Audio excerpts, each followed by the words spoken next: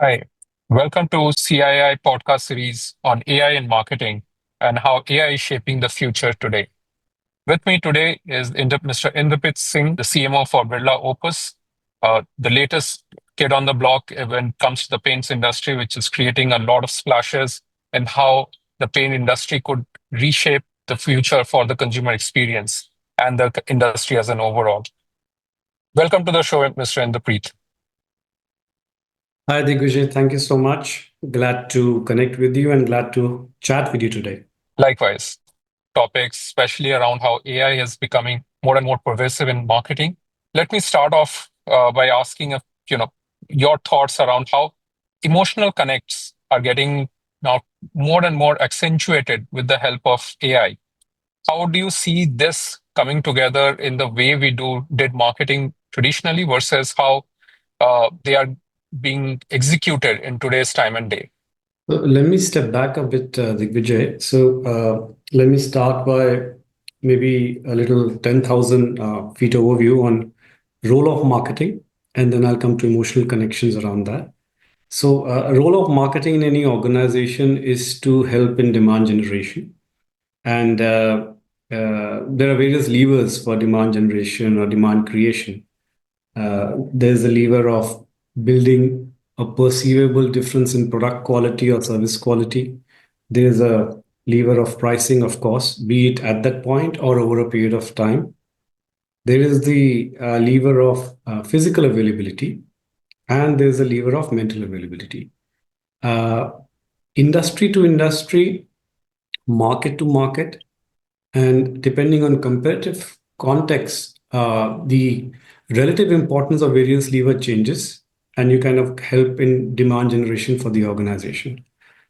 Uh, Usually in mature industries, mature markets like India, uh, also mature industries like the decorative paints industry that we operate in, where already there is a the competitive intensity is also high and the market has reached a certain level of saturation.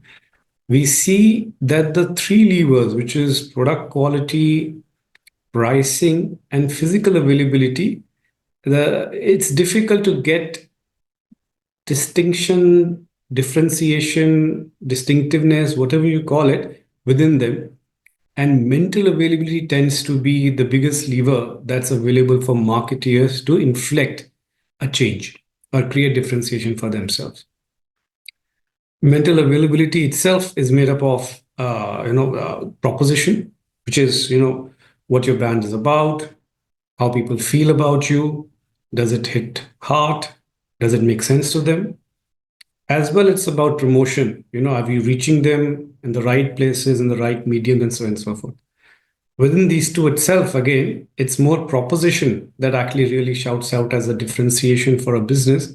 Because again, at a certain point of time, promotion also, you don't get that kind of differentiation one tends to get when the market's mature. Proposition is all about emotional connections, with tech or without tech. And hence, that's where, let's say, the focus of today's conversation as well. And that's where your question as well, which is the role of emotional connection in marketing. It's the most paramount. Uh, Most decisions we take in life, not just in business, in life in general, are all led by emotions. I won't say most, I'll say all decisions are emotional. Rationality is used to kind of justify them. And hence, the role of emotions in marketing was always 100% and will continue to remain 100%, be it this industry or any other industry. And no, that's very well said. And I think there was what you articulated as rational is often the rational brain is justifying the emotional decision that you take. It's very true. Uh, if I look at the brand's journey, Birla Opus's journey, they've taken a unique direct-to-consumer approach. They've been reaching out to the consumer. The business model has been also been around direct-to-consumer and bringing consumer into the whole fray. What's been your uh, journey like? And if you could just walk us through that part of building emotional connect and building that closeness with the consumer. Yeah, sure. Within our journey, also within our overall marketing strategy, product is a very big component, uh, which is we decided that we're going to enter the market with a complete and full range of portfolio and not piecemeal. And we will offer products which are proven to be better quality than other players in the market. So that's been one lever of our marketing strategy. Uh, Pricing as well, we've been competitive and we've said we'll be at least equal to, if not lesser, than most players in the market. Physical availability was a challenge with that we kind of took head on. And then I'm happy to say in the last almost a year, we're going to finish 1 year of operations by end of this financial year. We are present across the length and the breadth of the country, 130 plus depots, I think 5,000 plus towns, practically every pin code will be present in. So the sales team's done a fabulous job. And last but not the least, actually, is the proposition on which the business has been built. It's a very well crafted, well thought through proposition, which has resonated with consumers and hence is giving us desired impact. Paints, as you can imagine, lies within the category of decor. Or you want your home, office, even if it's a commercial establishment, you're a restaurant, or whatever be the establishment you have, you want it to let aesthetically pleasing. So we are in the business of making spaces look good. And from that lens, our entire proposition is catered to this thought of making spaces look good. We brought this alive through first in the industry 3D animation, Pixar style of animation film, which we ran in the World Cup in June last year, which showed the transformative power of colors, which was very well received. I think some of the external papers at that point of time, external researchers said it was the most remembered piece of advertising that they had kind of researched on. Thereafter, we talked about the various key product features that we have or superiority that we have through, again, a very engaging piece of communication with Nai Zamane Ka Naya Paint, where we had Vicky Kaushal and Rashmika Mandana as our two main celebrities who kind of talk about that. We just last week released a long form asset on Holi, where we talked about the transformative power of colors, especially on the day, which is all about colors. That's received really well. We've got our completed view through rates of about 20% plus on an asset that's 2.5 minute up. I've never seen those kind of results in my 23 years of marketing experience. So that's the proposition Fantastic. that we launched. Yeah. No, that's amazing. I mean, getting that sort of interest level from a consumer who's, who has all the options to switching over to or skipping the ad. That's really speaking of building the right connect in the moment and with the right content. Discussions are happening today about how AI, reach out to consumers in a very personalized, contextual manner.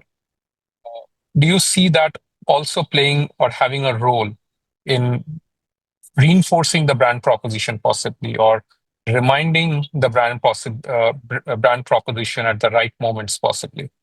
Yeah. No, absolutely. AI is a evolving tech. I remember 4 years back to what it was to what it's today. It's really progressed, and I'm sure in the next 2 years, it's going to, as they say, technology changes, doubles the impact of technology every couple of years. So I can actually see that happening. See the marketing jobs or to-do list doesn't change. The marketing objectives won't change, or the use cases as one uses in the IT terminology won't change. What AI will do as a tech will actually help through its multiple innovations make them more impactful, will help land them better. What I'm seeing AI currently help us do, and I'm seeing it around industry or for folks at developers do, it's helping tremendously in consumer insighting. So mining through social listening, mining data, mining insights, be it for new products, be it for new communication, be it for a service idea, or even identifying potential issues. That's one area that we are seeing a lot of benefit come through. A second area that I'm seeing a lot of benefit come through is hyper personalization of communication, consumer journeys, or even conversations for that matter. And it's a hyper personalization at scale. It's not, a few hundred or thousand, but it's at scale.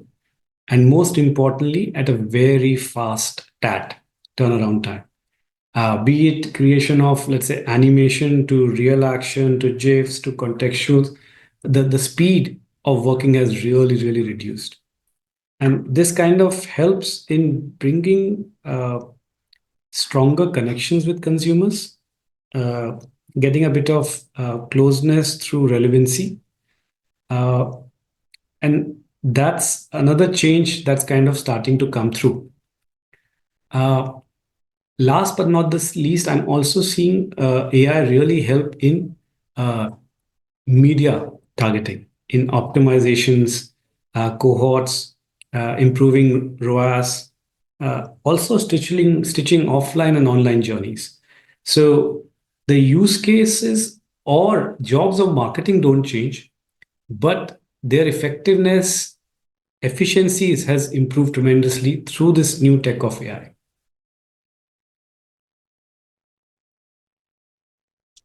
That's absolutely true. And this is where probably more and more marketers will also need to appreciate the finer details of technology. They don't need to be technocrats per se, but they need to understand the implications and how can they leverage that better. And with that, armed with that information, they can also rethink how they want to run the next campaign far more efficiently and creating far more impact than possibly before. With so much data coming your way, do you also feel that brands now have greater responsibility in terms of managing that? Privacy is a growing concern with the Indian diaspora. They want to be assured that their data that they are leaving behind is handled in the right manner. Also, there is a fine line on where a brand is being very personalized and contextual, and then suddenly it starts becoming almost like stalking someone, digitally speaking.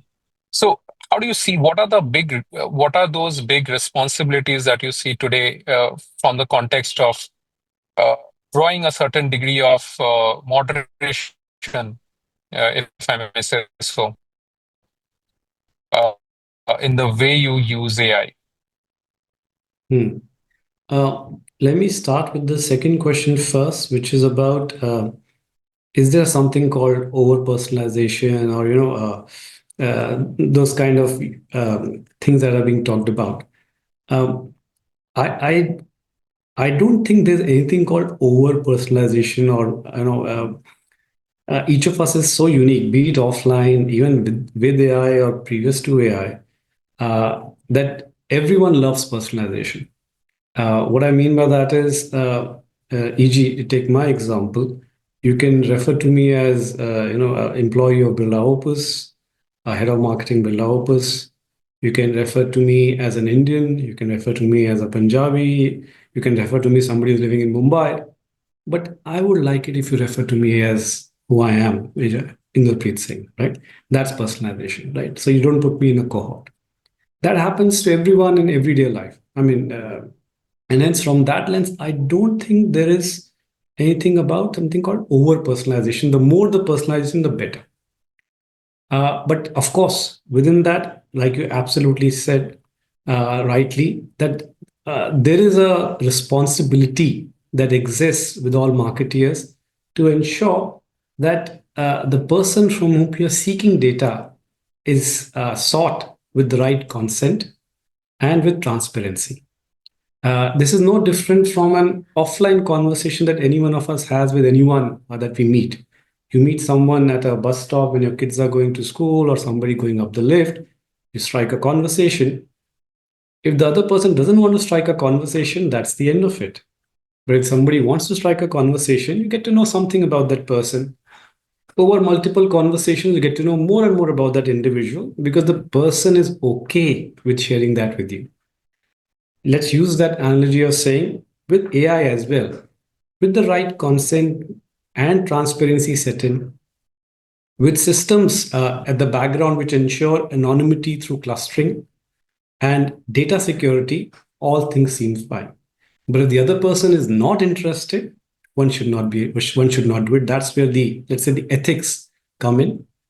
We at Birla Opus have been following this from a point of view of principle as opposed to following just basis privacy laws, because that's the right thing to do.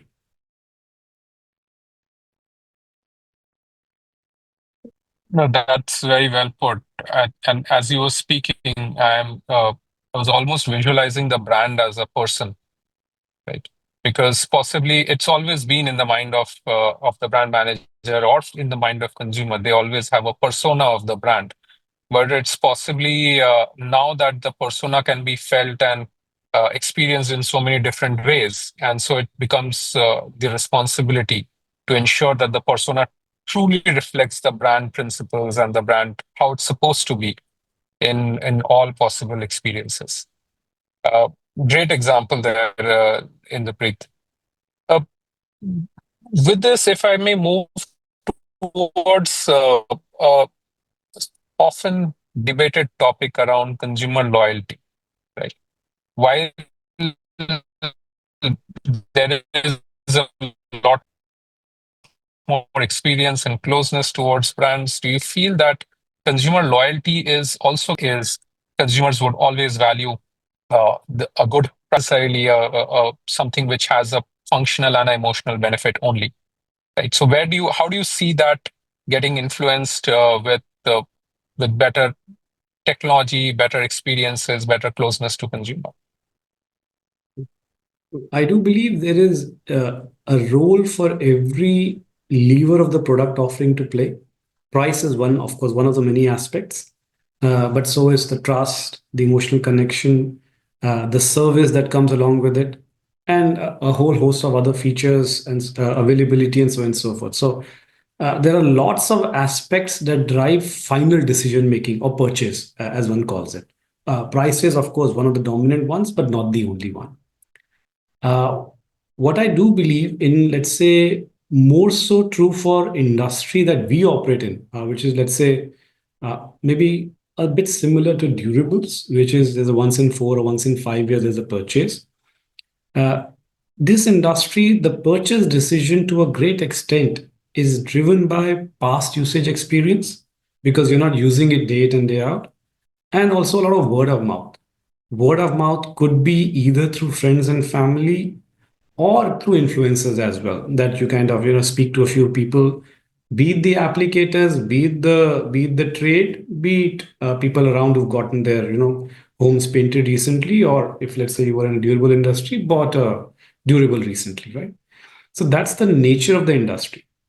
uh, in some sense, what I'm trying to say, there are strong brand loyalties and inertia right now in this industry setup. I do believe with AI, it will power faster word of mouth because you'll be able to identify folks who've been using and you're happy with it. And you'll be able to power hyper personalized solutions, be it product, be it service, be it design.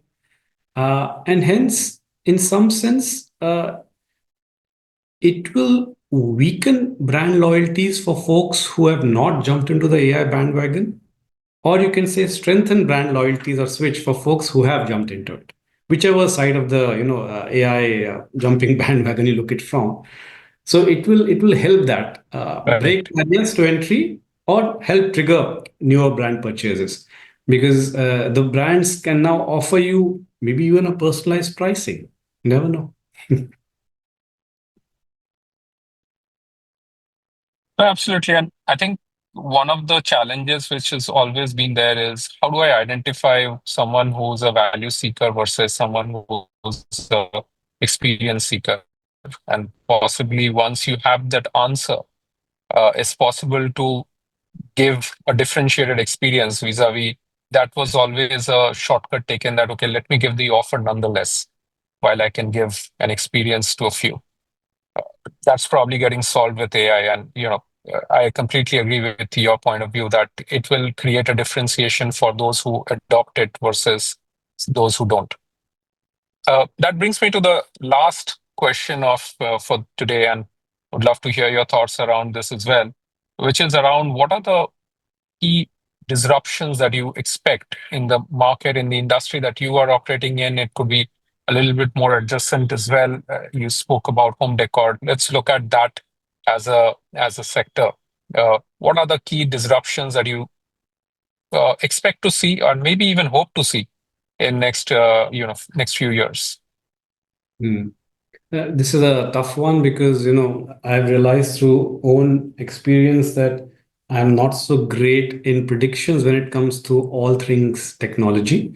Uh, but if I had a crystal ball and, if it was tell me what's going to happen in the next 5 to 10 years with AI, my guess is because I've started seeing that happening.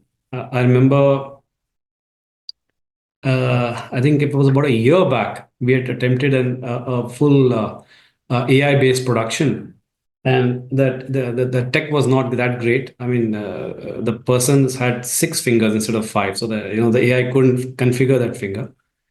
And today, it is so advanced that practically you may or may not need the person anymore. You could just do with an image. So, technology is also evolving and changing very fast.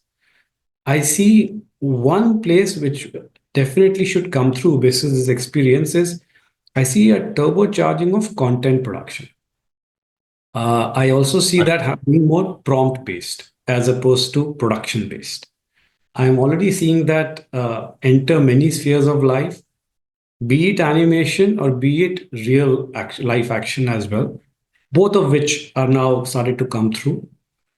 Uh, There are already use cases that started some time back with uh, audio or voice AI based AI, where a few words could be changed and it sounded like the same person's voice with a bit of lip sync. Languages have started now. I think the next level will be facial expressions, and hence, perhaps 5 to 10 years from now, you might need the usage right from a particular talent, and you'll say, okay, give me 3 hours and I'll make the film or I'll make the static or whatever it is. Second, I see uh, there are a lot of tools that people use, especially in the decor industry, for a very accurate and immersive designing solution. What will look good on my in my house? Should I match X with Y? Will this give a better output? And so on and so forth. It's not just paints, it's the entire decor. Even how does my curtain match to my sofa, to the wall behind? Right now, there are, let's say, 3D models that people use on computer softwares to kind of see it. Some people also have started doing digital walkthroughs. But I think a more immersive experience will come through. My guess is more with the wearables, where just a walk and you can kind of click, choose, and say, I want XYZ to kind of happen for my house. That's the other place I see perhaps a disruption will happen. Third place I see is I think AI will also help power a DIY industry, especially in decorative paints. And with that coming through, it will bolster, my sense is, the online channels of sales, which currently are hitherto mostly offline based. These are 2 or 3 things that I can think of, but as I said, my experience of prediction has never been that good. So please don't bet on either of these three. No, but it does seem very exciting future. Thank you so much, Inderpreet, for your time today, and thank you for being part of this podcast. Look forward to having you again for many such interesting conversation. Thank you, Digvijay. Thank Thank you you. so much.